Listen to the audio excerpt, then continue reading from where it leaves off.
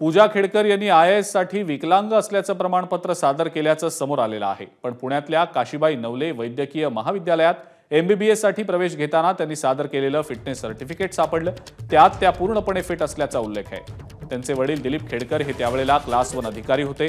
तरीही पूजा खेडकर यांनी OBC कोट्यातून प्रवेश घेताना नॉन क्रिमिलेअर सर्टिफिकेट सादर केलं होतं। OBC कोट्यातून त्यांनी 9 वेळेला UPSC ची परीक्षाही दिली होती। वैद्यकीय शिक्षण घेताना त्यांचं नाव पूजा दिलीपराव खेडकर असं होतं। त्यानंतर त्यांनी नाव बदलत पूजा मनोरमा दिलीप खेडकर असं केलं।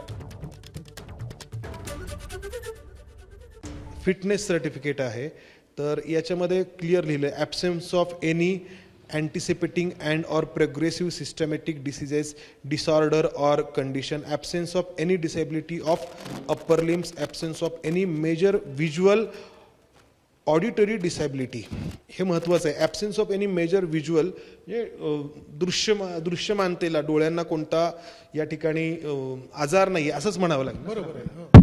आणि त्यानंतर ॲब्सेन्स ऑफ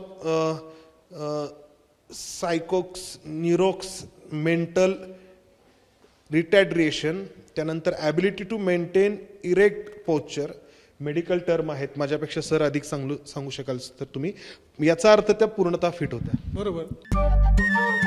नमस्कार। मन सुद्धा तुझं ही ABP माझावरची वेगळीच मालिका खूप गाजली। हिचा दुसरा सीझन केव्हा येणार अशी अनेकदा विचारणाही झाली, पण आता प्रतीक्षा संपली। लवकरच येतोय सीझन 2। मन शुद्ध तुझं होई मन शुद्ध